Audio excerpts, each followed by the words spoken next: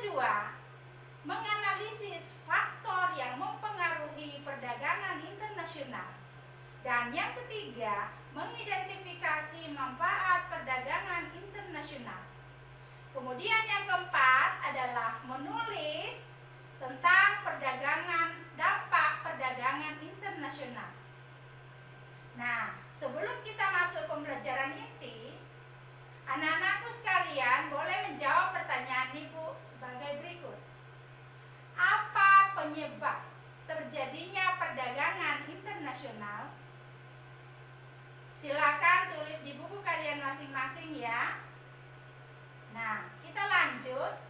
Perdagangan internasional adalah proses tukar-menukar barang dan jasa yang terjadi antar satu negara dengan negara yang lain. Contohnya, Indonesia mengekspor cengkeh ke negara Amerika Serikat. Kemudian Indonesia mengimpor daging sapi dari Amerika Serikat. Nah, selanjutnya kita akan melihat pendorong perdagangan internasional. Perdagangan internasional sebenarnya sudah ada sejak zaman dahulu, namun dalam ruang lingkup dan jumlah yang terbatas, di mana mereka melakukan transaksi dengan cara barter. Hal ini terjadi karena setiap negara memiliki mitra dagangnya mempunyai beberapa perbedaan. 1. Perbedaan kandungan sumber daya alam masing-masing negara. 2. Perbedaan jumlah penduduk. Yang ketiga, perbedaan teknologi. 4. Spesifikasi tenaga kerja yang berbeda. 5. Antara satu negara dengan negara yang lain terjadi perbedaan iklim. 6. Terjadinya perbedaan tingkat harga dari masing-masing negara. Dan yang paling penting, yang ketujuh, yaitu adanya perbedaan sumber daya manusia. Nah, dari perbedaan tersebut di atas, maka atas dasar kebutuhan yang saling menguntungkan, terjadilah proses pertukaran yang dalam skala luas dikenal sebagai perdagangan internasional. Nah, selanjutnya kita akan melihat penghambat perdagangan internasional. Yang pertama, tidak stabilnya kurs mata uang asing. Yang kedua, perbedaan mata uang asing. Yang ketiga, suatu negara dalam kondisi yang tidak aman, misalnya terjadi pemberontakan, tawuran, dan lain sebagainya. Dan yang keempat, kebijakan ekonomi mengenai perdagangan internasional dapat menghambat terjadinya perdagangan internasional, di mana kebijakan-kebijakan tersebut itu satu negara dengan negara yang lain dapat berbeda. Nah, yang berikut kita akan masuk manfaat dari perdagangan internasional. Begitu banyak manfaat perdagangan internasional, tetapi kali ini kita akan membahas 6 manfaat dari perdagangan internasional. Yang pertama, mendapatkan harga yang lebih murah daripada barang tersebut yang diproduksi sendiri. Yang kedua, mempercepat terjadinya pertumbuhan ekonomi. Yang ketiga, menambah devisa negara dan hasil ekspor. Yang keempat, melakukan alih teknologi dari negara lain. Yang kelima, memperoleh sejumlah barang yang dibutuhkan dari negara-negara lain. Dan yang keenam, yaitu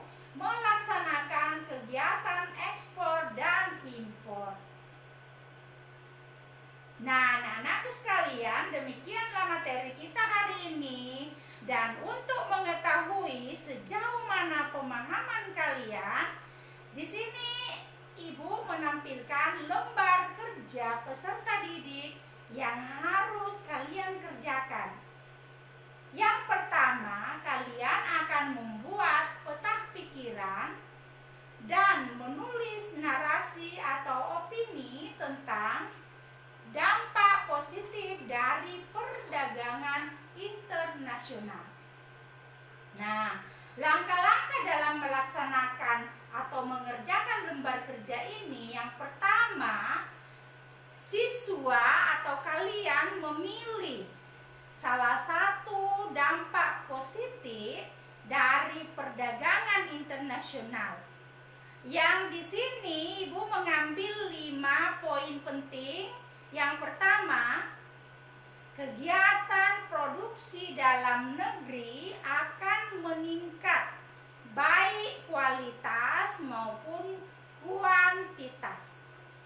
Yang kedua, mempererat persahabatan antar bangsa. Yang ketiga, mendorong kemajuan ilmu pengetahuan dan teknologi. Yang keempat, sumber pemasukan kas negara. Dan yang kelima, memperluas lapangan pekerjaan. Nah, ini adalah 5 poin yang mana kalian harus memilih salah satu di antara kelima ini yang akan kalian kerjakan. Kemudian menuliskan laporan dengan sistematika sebagai berikut. Yang pertama, kalian tuliskan judul, tentunya dengan judul yang menarik. Yang kedua, latar belakang. Latar belakang apa yang menyebabkan kalian memilih judul tersebut. Yang ketiga, kalian akan menguraikan dampak positif dari materi yang kalian ambil, yang tadinya sudah disiapkan 5 poin, kalian ambil 1. Dan yang terakhir, kalian membuat kesimpulan dan saran. Nah, anak-anakku sekalian, perhatikan di sini contoh untuk membuat peta pikiran. Nah, jika ingin menulis tentang memperluas lapangan pekerjaan, maka siswa mengidentifikasi apa saja yang muncul dari dampak memperluas lapangan pekerjaan. Misalnya, di bagian atas bagian ini kalian tuliskan judulnya lapangan pekerjaan dalam kalimat yang menarik. Kemudian hal-hal apa saja yang merupakan dampak. 1 misalnya, berkurangnya pengangguran. Yang kedua misalnya, kebutuhan akan makanan pastinya akan lebih tersedia. Yang berikut adanya kesejahteraan. Kemudian dengan mendapatkan lapangan pekerjaan akan mendapatkan peningkatan dari pendapatan. Dan yang terakhir misalnya, dengan adanya peningkatan pendapatan jelas akan berpengaruh terhadap gaya hidup. Ya. Nah, ini seperti ini adalah peta pikiran. Jadi kalian buat 5 poin untuk peta pikiran ini contoh ya. Kemudian tahap menulis dampak positif dari perdagangan. Tadi kalian buat judul yang menarik dan menantang orang untuk tertarik membaca tulisan kalian. Kemudian setelah itu kalian membuat latar belakang, uraikan apa alasan kalian memilih judul tersebut dan uraikan dengan singkat tentang judul tulisan kalian. Yang berikutnya adalah isi, di mana kalian menguraikan dampak dari memperluas lapangan pekerjaan. Setelah itu, yang terakhir, kalian membuat suatu kesimpulan. Setelah kesimpulan, kemudian kalian membuat saran. Saran ini adalah merupakan harapan-harapan atau ajakan untuk meningkatkan kesejahteraan dengan menambah keterampilan atau keahlian. Nah, demikian langkah-langkah kerja dari pembuatan LKPD yang Ibu siapkan. Silakan itu kalian buat, dan nantinya ya pastinya kalian akan serahkan ke guru bidang studi masing-masing. Nah, anak-anakku sekalian, kita akan merefleksi pembelajaran hari ini. Ibu mengajukan beberapa pertanyaan. Materi apa sajakah yang kalian pelajari pada hari ini? Kemudian, bagian yang mana yang masih membingungkan kalian?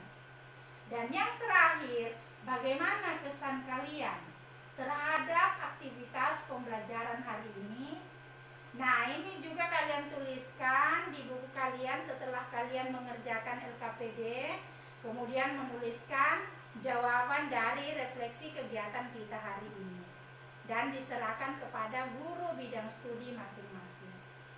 Nah, untuk selanjutnya kalian pelajarilah dari berbagai buku yang ada dari perpustakaan kalian pinjam dan buku-buku penunjang lainnya, serta kalian bisa menelusuri situs internet untuk belajar mengenai ekonomi kreatif sebagai materi pertemuan kita berikutnya. Nah, perdagangan internasional yang dilakukan antar negara dalam memenuhi kebutuhan negara masing-masing akan barang maupun jasa yang tidak dapat dipenuhi dari hasil produksi masing-masing negara. Kerjasama dan persahabatan antar negara untuk menciptakan efisiensi dan spesialisasi. Tidak ada suatu negara yang benar-benar mandiri, dan setiap negara memiliki karakteristik yang berbeda. Masing-masing negara memiliki perbedaan baik sumber daya alam, iklim, geografis, demografi, struktur ekonomi, dan juga struktur sosial. Perbedaan tersebut menyebabkan perbedaan komoditas yang dihasilkan, komposisi biaya yang diperlukan, kualitas dan kuantitas produk. Contohnya, rumput laut yang diekspor oleh Indonesia kualitasnya berbeda dengan rumput laut yang diekspor oleh negara Vietnam. Rumput laut dari Indonesia memiliki kualitas yang baik karena ditumbuhkan di Laut Maluku. Namun tidak sebanyak rumput laut dari Vietnam. Nah, untuk lebih jelasnya, kalian boleh mengunjungi situs indomaritim.id. Nah, anak-anak, pertahankan teman-teman Anda untuk persahabatan dalam kebaikan. Tetaplah bekerja dengan terampil dan kompeten agar memperoleh hasil yang maksimal. Demikian pembelajaran kita hari ini. Ibu mengucapkan terima kasih. Wassalamualaikum